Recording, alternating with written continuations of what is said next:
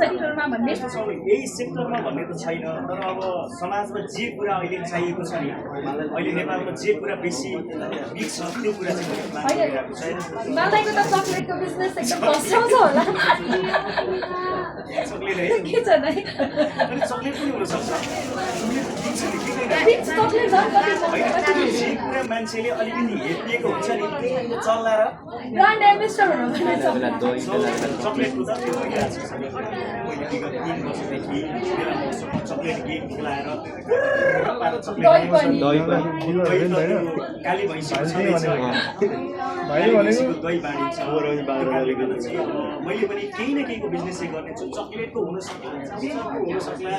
असलको भन्ने यस्तै फेन्सी हुनसक्ला जे हुनसक्ला एउटा न एउटा बिजनेस चाहिँ मैले पनि गर्न सोचिरहेको छु सो यो म्युजिक इन्डस्ट्रीमा चाहिँ अब जस्तो कि एलनाजीसँग चाहिँ भेट्दा मात्रै गफ हुन्छ यस्तो मजाले गफ नहुने रहेछ एकदम मिल्ने एकदम गफ हुने साथी चाहिँ को हो म्युजिक इन्डस्ट्रीमा तपाईँको फेरि नाम तोक्दाखेरि जोसँग चाहिँ म्यासेजमा नि कुरा हुन्छ नर्मली चिया खाना पनि भेट हुन्छ क्या एलनाजीसँग चाहिँ भेट्दा मात्रै गफ हुने रहेछ मेरो हेबिट के छ भने मेरो बसाइ भक्तपुर काठमाडौँको एउटा कुनामा छ म प्रायः जस्तो कलाकार साथीहरू एकदम कम भेट्छु बरु स्टुडियोको टेक्निसियन साथीहरू सुटिङ गर्ने बेला डाइरेक्टरसँग 5-7 दिन सँगै भइन्छ कलाकार साथीहरूसँग चाहिँ एकदम धेरै अलिक भन्दा कम भेट हुन्छ तर त्यही नै हो काम परेको बेलामा यो एलिनाजीको यो बुटिकमा हेर्दाखेरि चाहिँ सबै केटीलाई मात्र छ नि त होइन अनि प्रेमिकालाई लिएर आउँ जस्तो लागेको छ कि छैन दाइ भए पनि लिएर आउनु दाइ तपाईँ जस्तो मान्छेको किन भएन होला त अब खोजीमा छु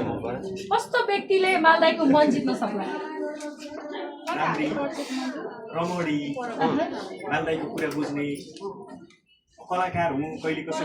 फोन झ्याप्पै रिसिभ नहुन सक्छ त्यति बेला कुरा बुझिदिने होइन र गर्लफ्रेन्ड भन्दा पनि आज काम त्यति हुन्छ इम्पोर्टेन्ट यस्तो हुन्छ होइन एउटा कुरा यो संसारमा के हुन्छ भने मलाई कसैले तपाईँले मलाई टाइमै दिनुहुन्न भनेर सोध्नुभयो भने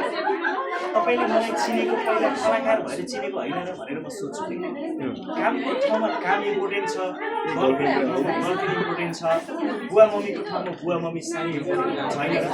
तर आफ्नो कर्मभन्दा ठुलो कुरो केही पनि छैन तपाईँ कोहीले के भन्छ भने यही कारणले कमल विषय अहिलेसम्म सिङ्गल छ भन्छ नि होइन त्यो चाहिँ यस्तो छ अलिकति म आफ्नो कामलाई चाहिँ फोकस गर्छु अरू जस्तो कतिपय कलाकार साथीहरू हुन्छ नि स्टुडियोमा जाने बेला पनि गर्लफ्रेन्ड बोकेर जाने सुटिङमा जाने बेला पनि गर्लफ्रेन्ड बोकेर जाने होइन त्यसमा छ अनि क्याफेतिर जाने बेला पनि टक्कै एउटा गर्लफ्रेन्ड बोकेर जाने त्यो चाहिँ मालदाईले कहिले पनि गरेन हो प्राइभेट लाइफ सबैको छ मेरो पनि प्राइभेट लाइफ छ तपाईँहरू पत्रकार साथीहरूको पनि प्राइभेट लाइफ छ कसैले गर्लफ्रेन्डको फोटो फेसबुकमा हाल्नुहुन्छ माई डियर भनेर कसैले हाल्नुहुन्छ हाल्छन् सबैले हाल्छन् तपाईँ मात्रै हो सबैले हाल्नु हुँदैन क्या त्यो एउटा व्यक्तिगत नेचर पनि हुन्छ त्यो कारणले छिट्टै मालदाईले बिहे गर्यो भने चाहिँ एलिनाको यही रमणीमा आएर बिहे दर्ता गरिसक्नु पऱ्यो तपाईँले बिहे दर्ता गरिसक्नु पऱ्यो पार्टी मात्रै पाउनु भएको हो रे कि के हो कुरो हिजो कता आइरहेको थियो बिहे दर्ता बढियामा गएर बिहे दर्ता गर्नु पऱ्यो त्यो हेरौँ न दर्ता कहाँ भइरहेको छ गब्बे रूपमा होला नि हाम्रो साथीलाई पनि कन्टेन्ट चाहियो होइन मालदाई तपाईँलाई चाहिँ कस्तो तपाईँले बनाउनु भने छ? अनुसार तपाईँले शानदार त कलाकारिता क्षेत्रमै भएका कलाकारहरूमध्येबाट छान्ने कोसिस गर्नुभएको जस्तो छ नि त तपाईँको मन बुझ्नलाई त त्यही भएको यस्तो छ कलाकार मध्ये मालदाईको भाउजू हजुरले भन्नुपर्दा भाउजू यतै हुनुहुन्छ भन्नु त्यो पनि हुनसक्छ कलाकारिता क्षेत्रबाटै मालदाईले जुरुक्क उठाएर माइली भाउजू बनाउन नि सक्छ त्यति बेला चाहिँ बर्दिया 10वटा गाडी लिएर जन्ती जाउँला भनेपछि पर्दिआकै बर्दियाकै पनि हुनसक्छ बाँकीको पनि हुनसक्छ काठमाडौँ बिहे चाहिँ कस्तो गर्नु ग्रान्ड हुन्छ नि नर्मल साधारण कि म यस्तो छ म पहिलेबाट अलिकति सिम्पल मान्छे हो मलाई बिहेमा चाहिँ बडो खर्च गर्ने सुन लाउने सुनमा यति तोला उति तोला नो सामान्य तर साथीहरूलाई चाहिँ मजाले पाउने प्याउने रमाइलो गर्ने हुन्छ नि मालदाईको बिहेमा चाहिँ मजा आयो है भन्ने चाहिँ होस् क्या खर्चले मात्र होइन होइन शेषमणि सर त्यो त सुरुवातमा रमाइलो हुँदाखेरि मात्रै त हुन्छ होला नि पछि त आवश्यकता पुरा गर्नु गाह्रै होला नि होइन त्यो त यस्तो छ कलाकारितामा यत्रो वर्ष दुःख गरेर मैले पनि त एउटा केही न केही त गरिरहेको छु कतिपय मेरो कलाकार साथीहरू कि भविष्यको चिन्ता नमान्नु हामीलाई त भविष्यको चिन्ता छ नि अबको 10 वर्ष पछाडिको कलाकारले कसरी गर्ने एउटा काठमाडौँमा घर होस् टक्क गाडी होस् श्रीमती छेउमा बसोस् एउटा छोरा होस् बुवा आमालाई साइडमा राखेर मजाले काठमाडौँ घुमाउन पाऊँ होइन र घर चाहिँ कहाँनिर हामी कत्रो बनाउने मन छ घरको कुरा है कस्तो मिठो सपना रहेछ तपाईँको मैले जहिले पनि बुवा आमालाई भन्छु बर्दियामा घर छ तर काठमाडौँमा चाहिँ एउटा घर हालेर काठमाडौँको 2-3 तल माथिको आमालाई बसालेर चिया खुवाउन मन छ भनेर मैले एउटा स्ट्याटस लेखेको थिएँ कि त्यो चाहना धेरै सन्तानको हुन्छ मेरो पनि छ गीत सङ्गीतबाटै कमाएको पैसाले त्यो चाहना पुरा पनि गर्नेछु छिटै पुरा होस् भगवान्को उसपति नाथले साथ दियोस्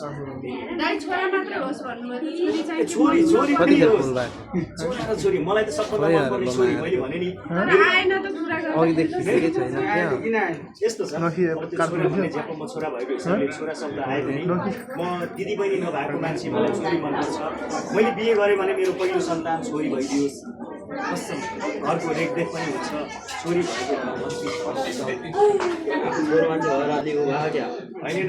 मेरो घरमा दिदी बहिनी हुनुहुन्न कसै तिहार तिज आउँदा मलाई दिदी बहिनीको एउटा भन्छ नि त्यो महत्त्व फर्किन्छ क्या कसम रातो साडी लगाएर कोही बाटोबाट जाँदै गर्दा कोही मेरो दिदी बहिनी आयो कि भन्ने फिल हुन्छ मेरो दिदी फुपूहरू हुनुहुन्छ फुपूहरूले त्यो झल्को मेट्नु भएको छ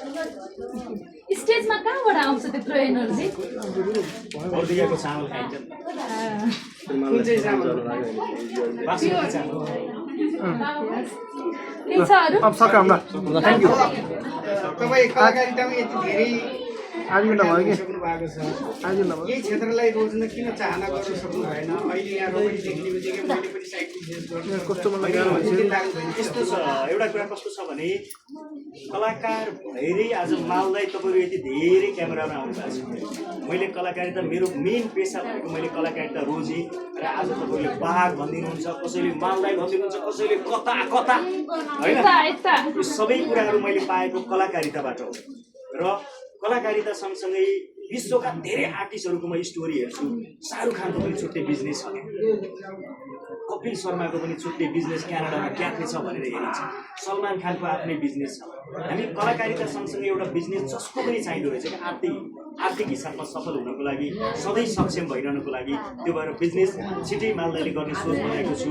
कलाकारितामा माया गरिदिनु भएको छ सधैँ माया दिनुहोस् त्यही नै हो अब तपाईँहरू आफ्नो ठाउँको बाघ हुनुहुन्छ म चाहिँ बर्दियाको बाघ गीत अहिले 1.5 करोड पटक हेरिदिनु भएको छ टिकटक धेरैले बनाउनु भएको छ कता कता भन्दै अझ धेरै माया गर्नुहोस् अरू त के नै छ र भन्नु धन्यवाद